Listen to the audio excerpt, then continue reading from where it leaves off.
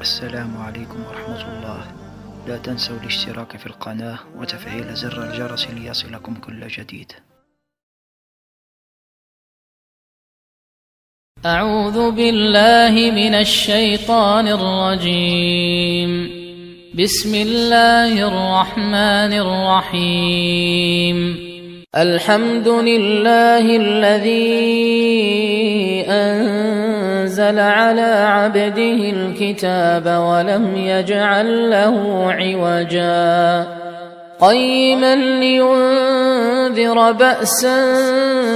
شديدا من لدنه ويبشر المؤمنين الذين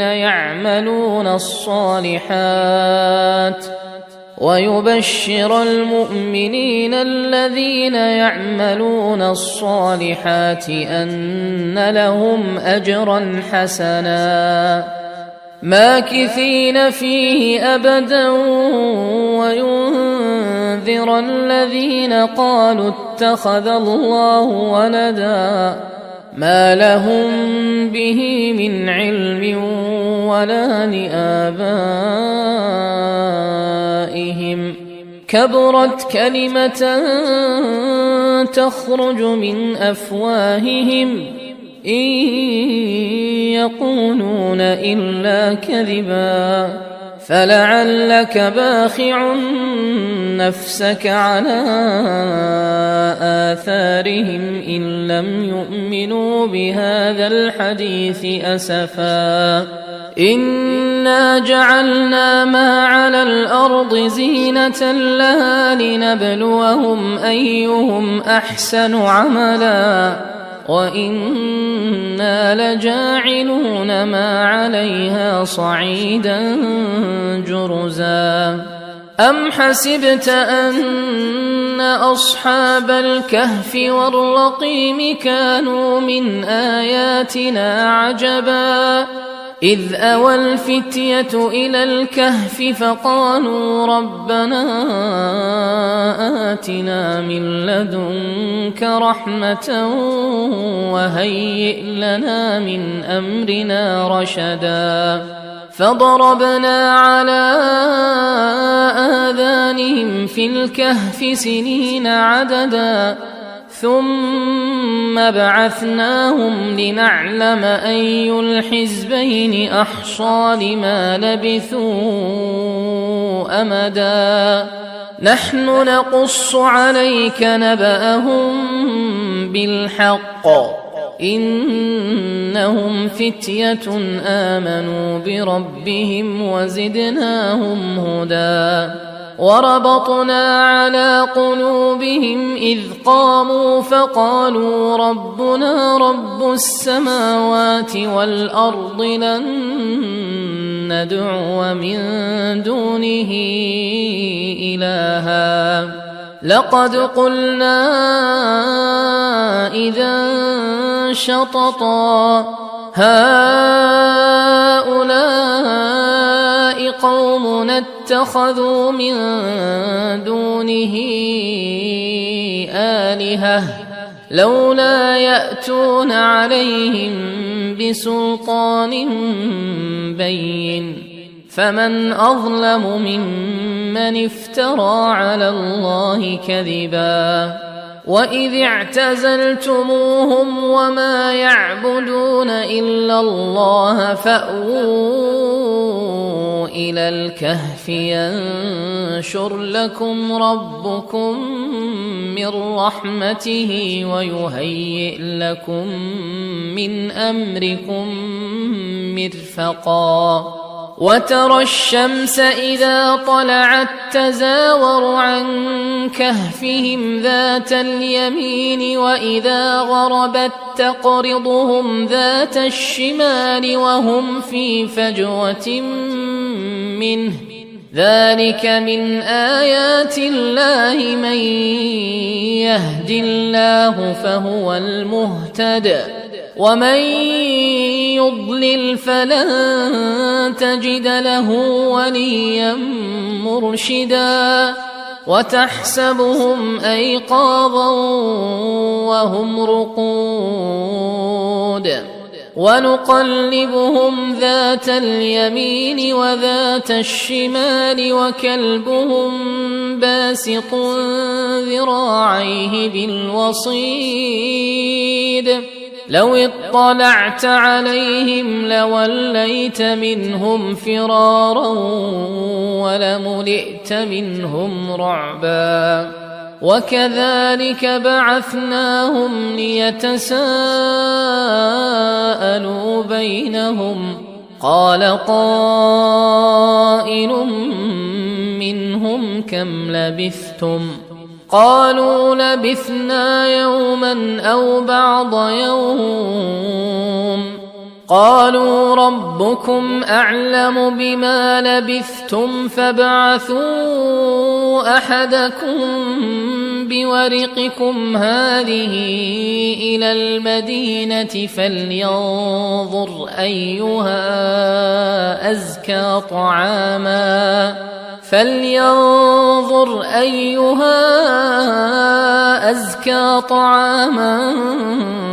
فليأتكم برزق منه وليتلطف ولا يشعرن بكم أحدا إنهم إن يظهروا عليكم يرجموكم أو يعيدوكم في ملتهم ولن تفلحوا إذا أبدا وكذلك أعثرنا عليهم ليعلموا أن وعد الله حق وأن الساعة لا ريب فيها إذ يتنازعون بينهم أمرهم فقالوا ابنوا عليهم بنيانا ربهم أعلم بهم قال الذين غلبوا على أمرهم لنتخذن عليهم مسجدا سيقولون ثلاثة رابعهم كلبهم ويقولون خمسة سادسهم كلبهم رجما بالغيب ويقولون سبعة وثامنهم كلبهم قل ربي أعلم بعدتهم ما يعلمهم إلا قليل فلا تمار فيهم إلا مراء ظاهرا ولا تستفت فيهم منهم أحدا ولا تقولن لشيء إني فاعل ذلك غدا إلا أن يشاء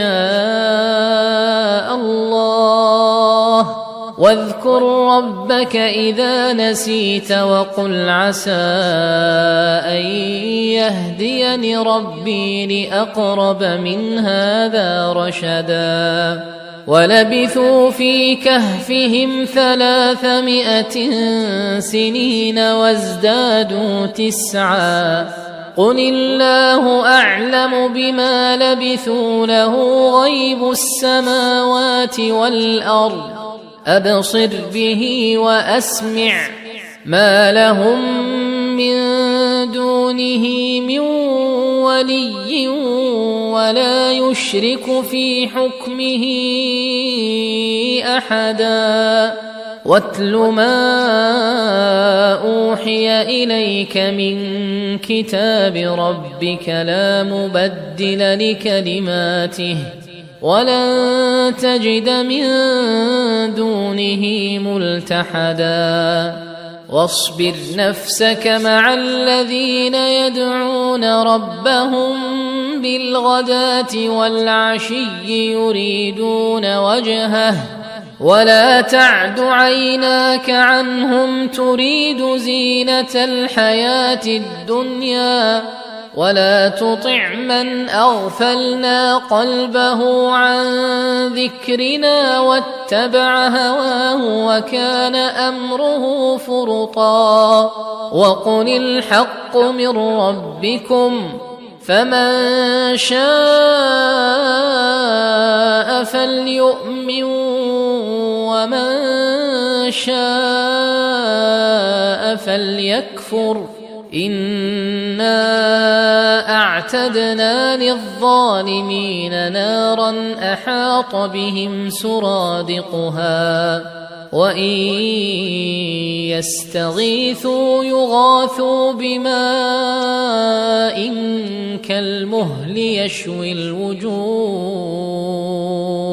بئس الشراب وساءت مرتفقا إن الذين آمنوا وعملوا الصالحات إنا لا نضيع أجر من أحسن عملا أولئك لهم جنات عدن تجري من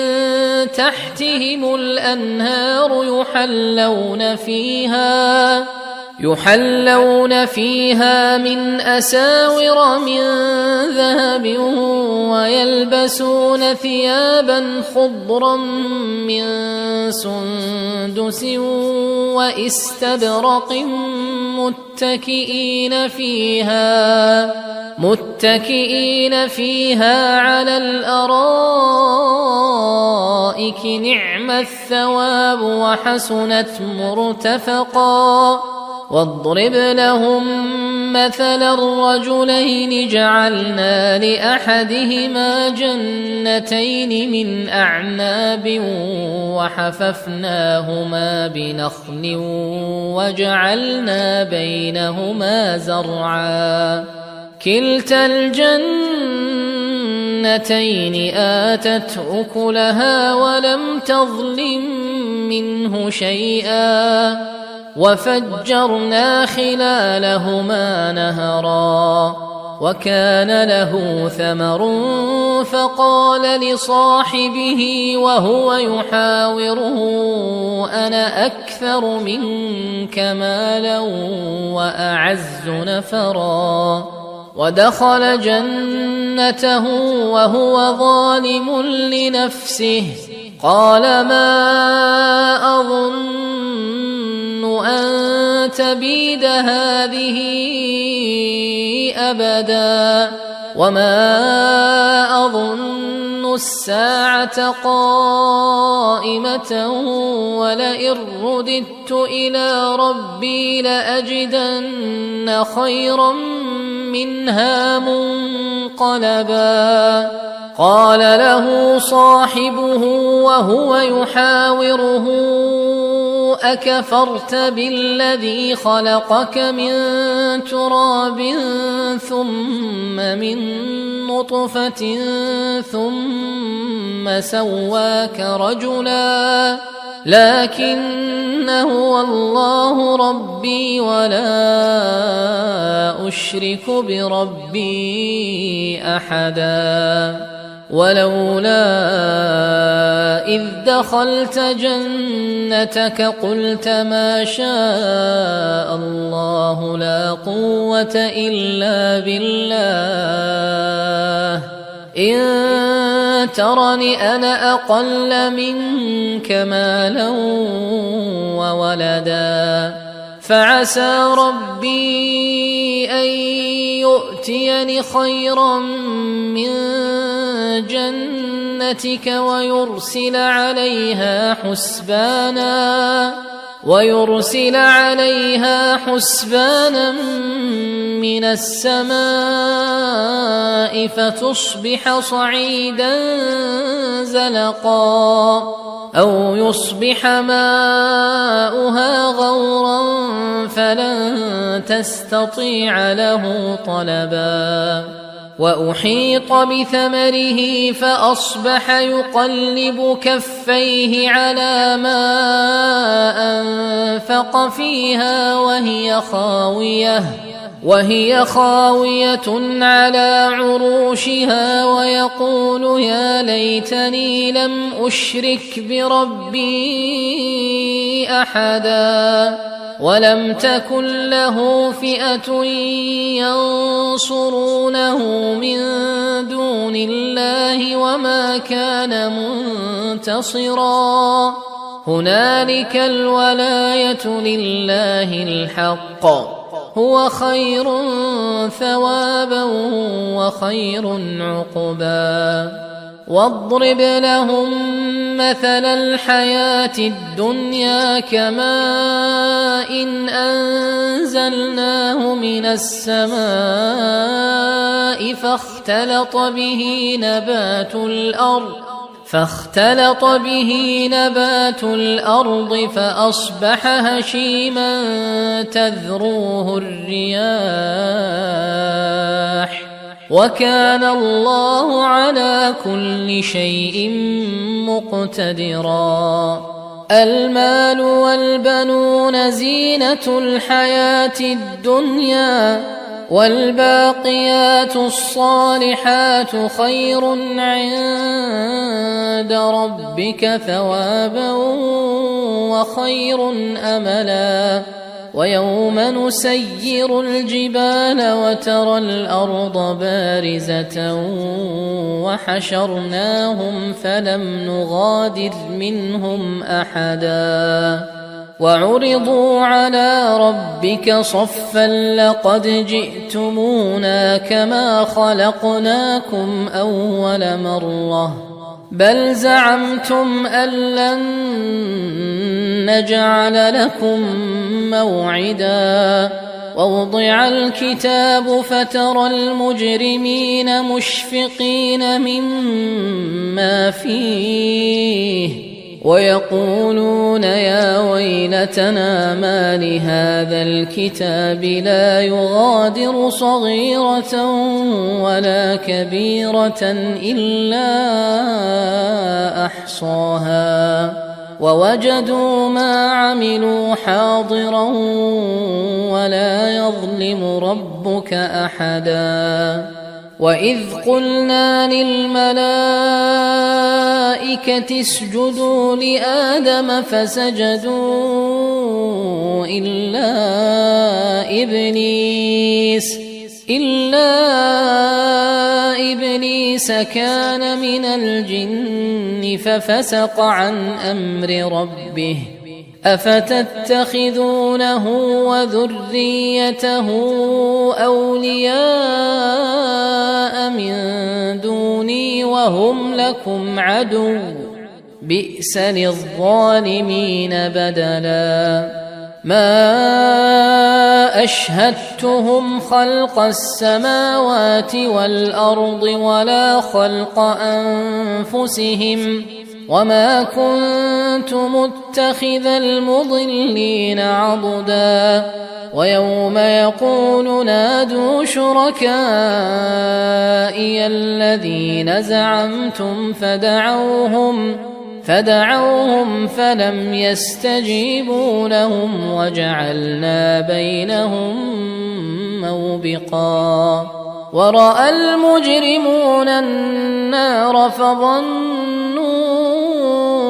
أنهم مواقعوها ولم يجدوا عنها مصرفا ولقد صرفنا في هذا القرآن للناس من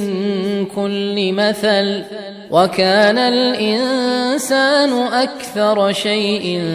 جدلا وما منع الناس أن يؤمنوا إذ جاءهم الهدى ويستغفروا ربهم إلا أن تأتيهم سنة الأولين أو يأتيهم العذاب قبلا وما نرسل المرسلين إلا مبشرين ومنذرين ويجادل الذين كفروا بالباطل ليدحضوا به الحق واتخذوا آياتي وما أنذروا هزوا ومن أظلم ممن ذكر بآيات ربه فأعرض عنها ونسي ما قدمت يداه إنا جعلنا على قلوبهم أكنة أن يفقهوه وفي آذانهم وقرا وإن تدعهم إلى الهدى فلن يهتدوا إذن أبدا وربك الغفور ذو الرحمة لو يؤاخذهم بما كسبوا لعجل لهم العذاب بل لهم موعد لن يجدوا من دونه موئلا وتلك القرى أهلكناهم لما ظلموا وجعلنا لمهلكهم موعدا وإذ قال موسى لفتاه لا أبرح حتى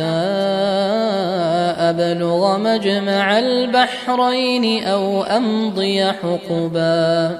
فلما بلغا مجمع بينهما نسيا حوتهما فاتخذ سبيله في البحر سربا فلما جاوزا قال لفتاه آتنا غداءنا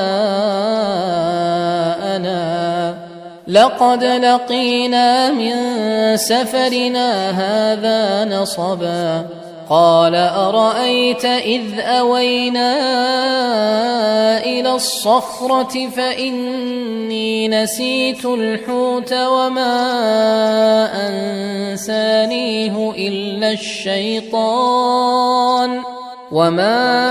أنسانيه إلا الشيطان أن أذكره واتخذ سبيله في البحر عجبا قال ذلك ما كنا نبغي فارتدا على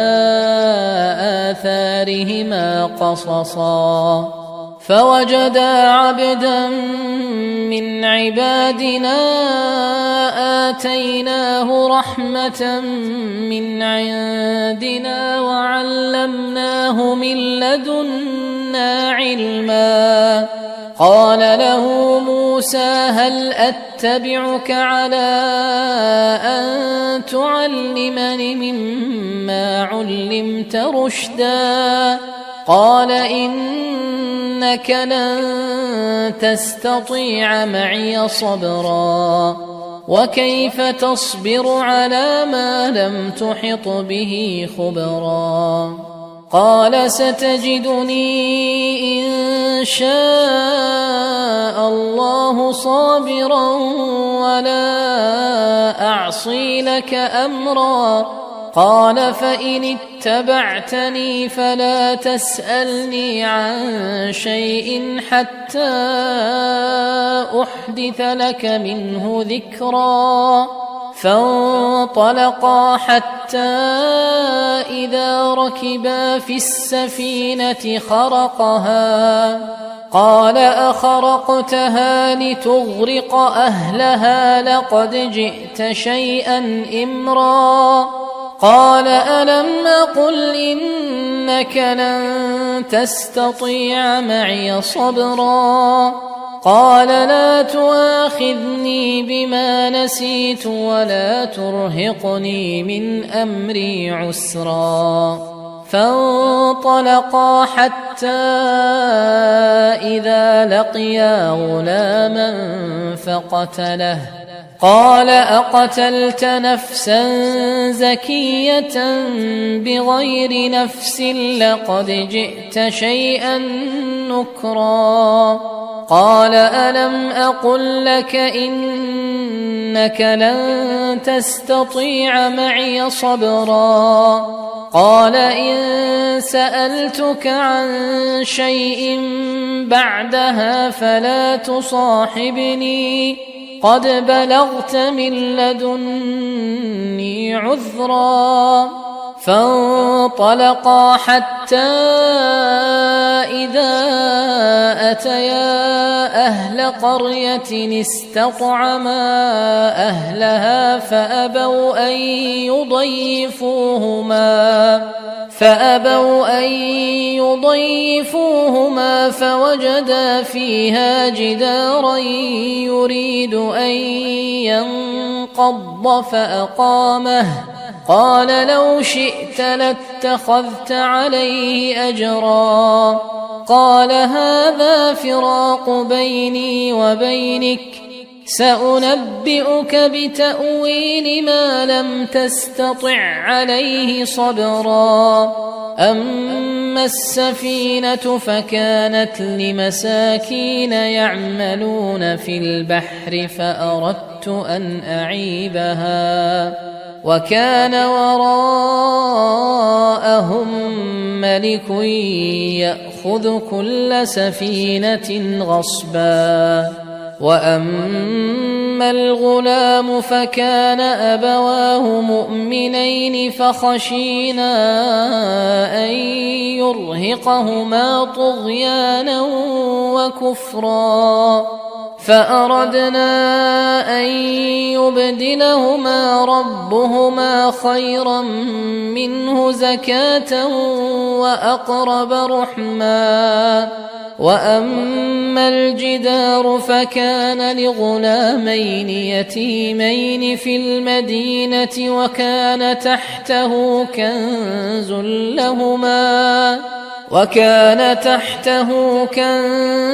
لهما وكان أبوهما صالحا، فأراد ربك أن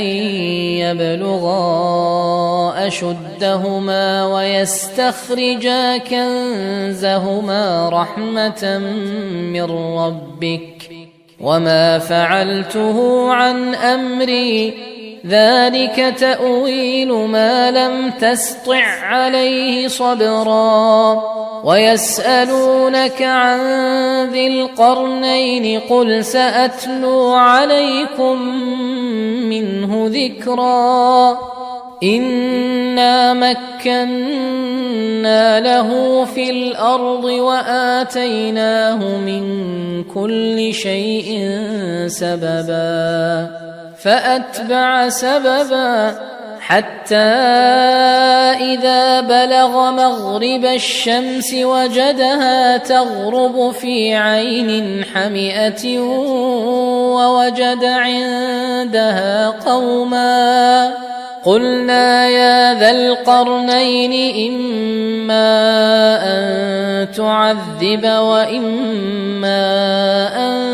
تتخذ فيهم حسنا. قال أما من ظلم فسوف نعذبه ثم يرد إلى ربه فيعذبه عذابا نكرا. وأما من آمن وعمل صالحا فله جزاء الحسنى وسنقول له من أمرنا يسرا. ثم أتبع سببا حتى إذا بلغ مطلع الشمس وجدها تطلع على قوم لم نجعل لهم من دونها سترا. كذلك وقد أحطنا بما لديه خبرا. ثم أتبع سببا حتى إذا بلغ بين السدين وجد من دونهما قوما لا يكادون يفقهون قولا. قالوا يا ذا القرنين إن يأجوج ومأجوج مفسدون في الأرض فهل نجعل لك خرجا على أن تجعل بيننا وبينهم سدا. قال ما مكني فيه ربي خير فأعينوني بقوة أجعل بينكم وبينهم ردما آتوني زبر الحديد حتى إذا ساوى بين الصدفين قال انفخوا حتى إذا جعله نارا قال آتوني أفرغ عليه قطرا فما استطاعوا أن يظهروه وما استطاعوا له نقبا قال هذا رحمة من ربي فإذا جاء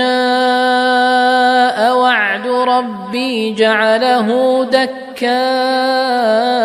وكان وعد ربي حقا وتركنا بعضهم يومئذ يموج في بعض ونفخ في الصور فجمعناهم جمعا وعرضنا جهنم يومئذ للكافرين عرضا الذين كانت أعينهم في غطاء عن ذكري وكانوا لا يستطيعون سمعا أفحسب الذين كفروا أن يتخذوا عبادي من دوني أولياء إنا أعتدنا جهنم للكافرين نزلا قل هل ننبئكم بالأخسرين أعمالا الذين ضل سعيهم في الحياة الدنيا وهم يحسبون أنهم يحسنون صنعا أولئك الذين كفروا بآيات ربهم ولقائه فحبطت أعمالهم فلا نقيم لهم يوم القيامة وزنا ذلك جزاؤهم جهنم بما كفروا واتخذوا آياتي ورسلي هزوا إن الذين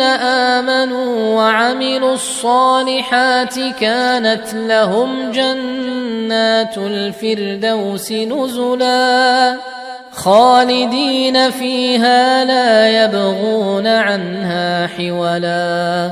قل لو كان البحر مدادا لكلمات ربي لنفد البحر قبل أن تنفد كلمات ربي ولو جئنا بمثله مددا قل إنما أنا بشر